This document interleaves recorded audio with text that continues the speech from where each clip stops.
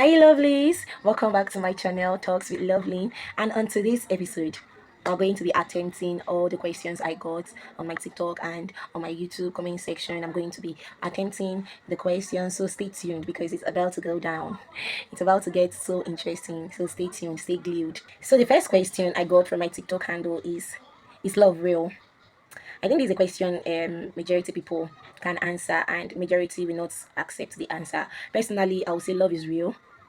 I don't want to know what anybody has to say. That's why I said personally, love is real. And actually, the realest love anybody can enjoy is the love God gives. Yes, the Bible says it that for God so loved the world, He gave us His only begotten Son. I mean, what kind of love can be bigger than that? You get my point. But then, aside the love of God, the love of motherhood, father. I mean, if your parents can love you, is that not enough reason to tell you that love is real? If you can share love between your siblings, is that not enough reason to tell you that love is real? But I guess this person is coming in the aspect of relationship wise. Is it safe to say, oh, love is real? Like, I mean, yes. Personally, I'm a lover girl, so I'm always going to stick with love. I mean, my name is Loveline, so I don't have a choice. Even if I do, I will stick with love. I'm always forever going to stick with love. Love is real, relationship wise, whatsoever relationship it is, whether it is an intimate relationship or the relationship between a husband and a wife, which is actually an intimate relationship, or relationship between the mother and the child, or the father and the child, relationship between siblings, relationship between friends, that's friendship.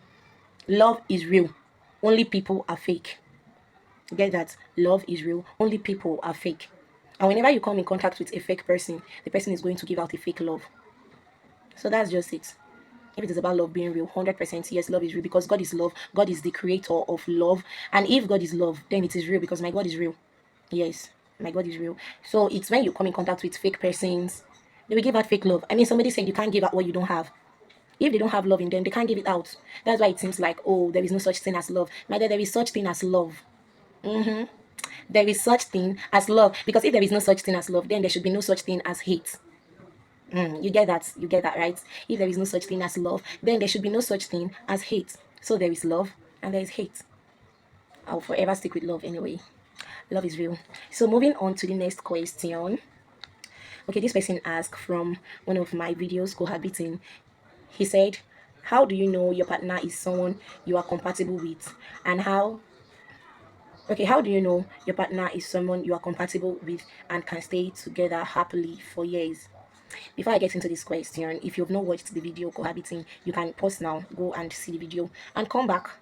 Go and see the video because it actually exposes a whole lot so that you can also have an idea or also share your own idea too in the comment section, especially when it has to do with this question. So let's dive right into the question. So how do we know if we are compatible with this person we call our partner and if we can live together forever, happily ever after, right? I'm going to quote Pastor Emmanuel Irene. If you don't know that man of God, please go and see his videos. He's actually an anointed man of God. So I was following one of his ministration one day and he said something about something related to this, and it was like, if you want to know the right person, if you want to know if this person is right for you, especially as a lady, since you are drawn out of a man, since the woman is drawn out of a man, it is safe to say that the man is your natural habitat. That is, if you are the bone of his bones, it is safe to say that, oh, this particular person I'm hanging out with or I'm dating or I'm in a relationship with is my natural habitat. Like, I feel safe with him, I find peace with him. It's just like saying, how do you know the fish is compatible with water? Do you get, like, I don't know if I'm trying to make a point. What I'm trying to say in essence is that you don't have to cohabit to know. I said that in my video. You don't have to cohabit to know if you are compatible with your partner. First of all, you feel safe with him. That with him or her, you feel very safe. Like, this is my safe space. You are always at peace with this person. You are not always having double mind or thinking negative and all. You see that your visions with his is in alignment. That's how to know if this is my vision and he's also having a vision. You will see that it is in alignment, not that I'm thinking right and he's thinking left. Even without being together, only hanging out, going out on dates and sharing meals together and discussing the most important thing in your lives, or what do you think the future holds for us, those kind of talks. There is how your partner will talk. You know that, oh, this person is meant for me. I'm telling you, you don't have to live together, you don't have to cohabit to know that. Through chatting, through texting, there's how you all relate together, and you know that, yes, this is my wife, and you know that, yes, this is my husband. And another thing is, always pray, because marriage is a lifetime something. It is forever. It is not something you do for 2 years or 3 years or 10 years. It is forever. And again, I will say this: research has it that people that cohabit tend to divorce more. So why doing it? Why are you doing it? Why are you doing it? I think it's just explainable enough to us, all of us, that cohabiting is wrong. It is wrong. I'm not in support of it.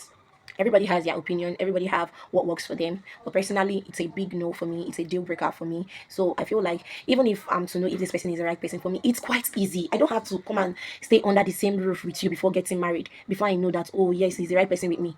He's the right person for me rather. Anything you cannot see while you are not cohabiting, you will not still see it while you are cohabiting. Why you might be like, oh, I want to know if he snores. I want to know.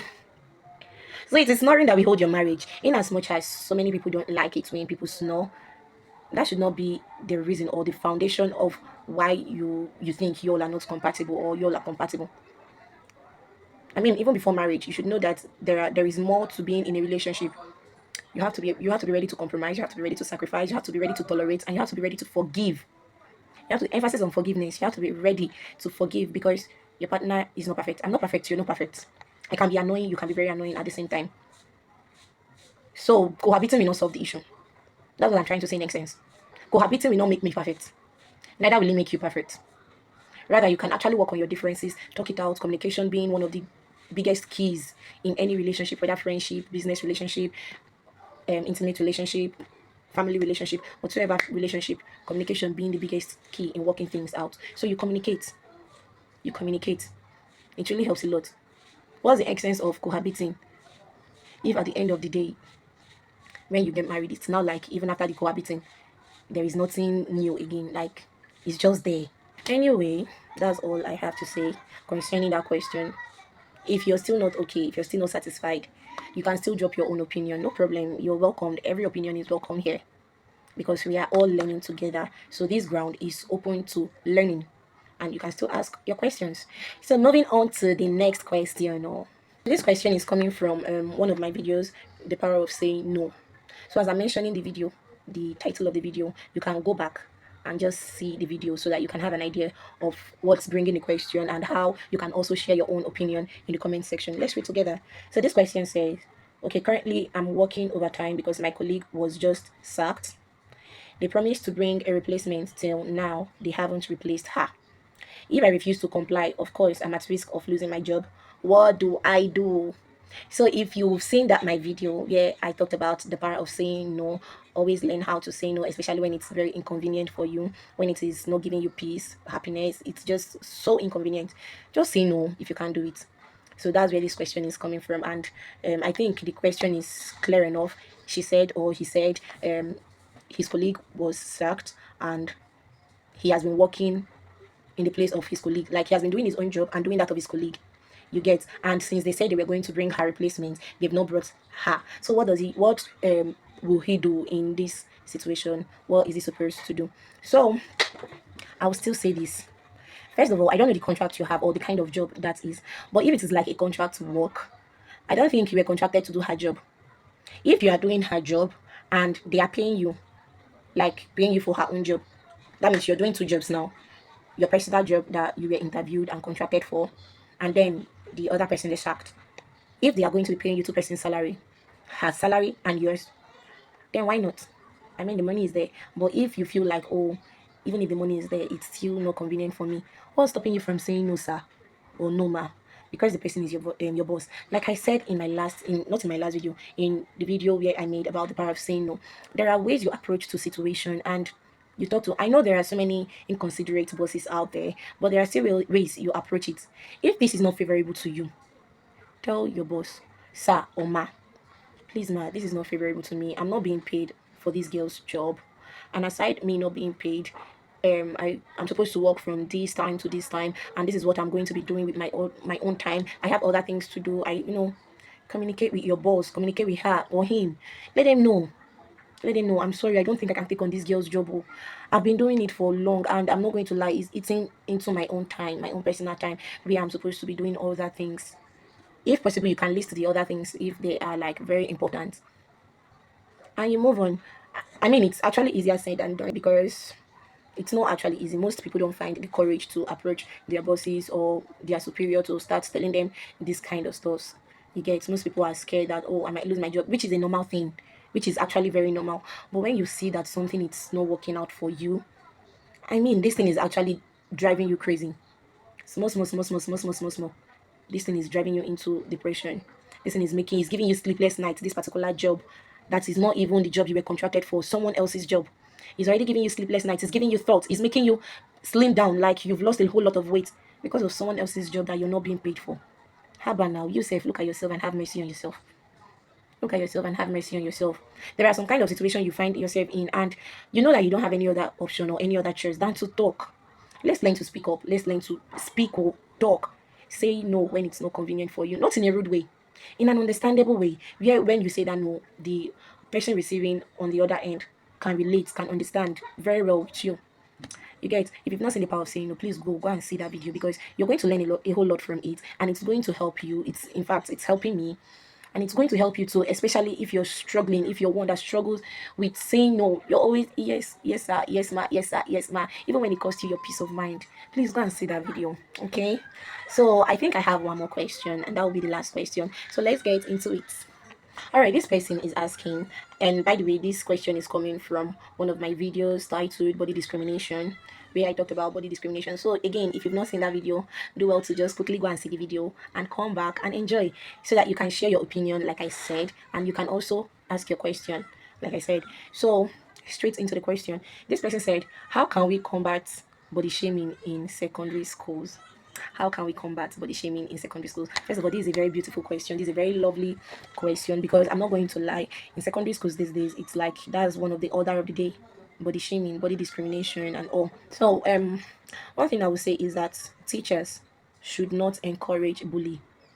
I know many teachers don't, and I still know some teachers that will keep quiet because probably the student that is the bully. Maybe their parent has some kind of money and is shutting them up.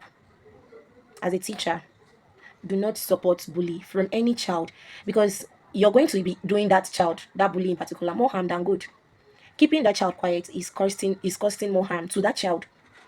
But when you're quick to correct, when you're quick to draw out and pull out the child, talk to the child, this thing you're doing is wrong, it's not good. Imagine, talk to the child, punish the child, depends on how severe the bully was, then everywhere will be a better place for us all. And then parents too. Let's do better in talking to our children at home to stop bully, because that's part of it. Body discrimination. I feel like that's the highest bully in secondary school. Say your lips is too big. You have a very big eyes. Yeah, you're looking like this. That's part of the body discrimination. Why is your one hand shorter than the other hand? They will not say something that is so outrageous and annoying. That's body discrimination. Why you too fat? Don't come and sit down with me or you're too fat. Don't come and sit down. That's body discrimination. Oh, don't come close to me or your color will contaminate my color.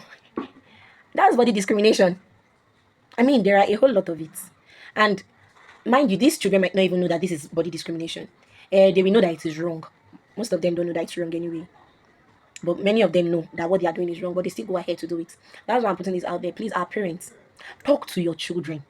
In as much as other parents are encouraging their children to be so confident in themselves and to stand out and to stand and speak for themselves and defend themselves, talk to your children too, to stop bullying, to stop body discrimination. Because it's not even helping the society at all. It's not. Many cases of suicide, if you lead them back, it might be due to body discrimination. And body discrimination is also one of the underlying causes of depression.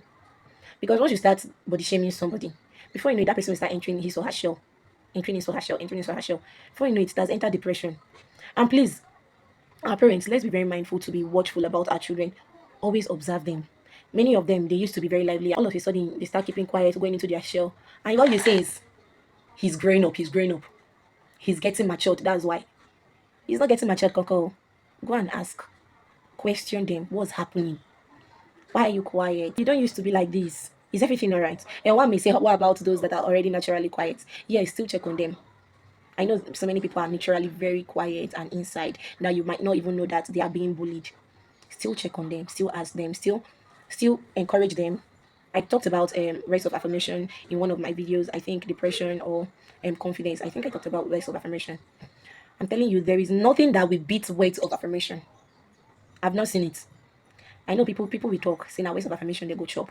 I've seen it. I've seen people say that. But you don't know that that words of affirmation actually runs deep. It is better to profess positive about yourself, oh, and it is better to start teaching your children on time to profess positive about themselves. In that way, they are not intimidated by what others have to say. Because in as much as we are saying no to bully and no to body discrimination and all, there will still be some unreasonable people out there that will continue doing it for not just cause.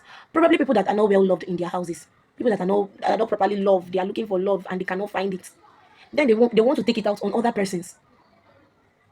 Then that words of affirmation, you see it coming to play in their lives. Oh, I remember my mom said I'm beautiful. My mom said I'm strong, I'm bold, my skin color is the best. And you see in the school, if they tell them, oh, don't come close to me, oh, your skin color with your me, so that your skin will not dent my own skin. And they will tell them, my mommy likes my skin. My mom said my skin is the best, and my skin is actually the best because this, because that. These are part of it. These are part of it, especially in secondary school, because those children, those boys and those girls, they need strong handle, not strong hand in the sense that you'll be flogging them every single time. You can still talk to them, talk them out of bullying, out of body shaming, punish them. Like I said, if it is very severe, they can be punished too, so that they will know that this is the consequences of their action. So yeah, I guess we've come to an end of this section. Don't forget, you can still ask your questions. Questions can bring questions. You can still ask your questions if you are not well clarified, and share your opinions. You can share your opinions. So with all that being said, don't forget to like, don't forget to subscribe. Click that subscribe button and subscribe, please, and then turn on your post notification so that you don't miss out on this kind of video. I mean, look at this one now, see how interesting this one is. So click on your post notification so that you don't miss out on these juicy videos. See you in my next video. Thanks for watching. Bye.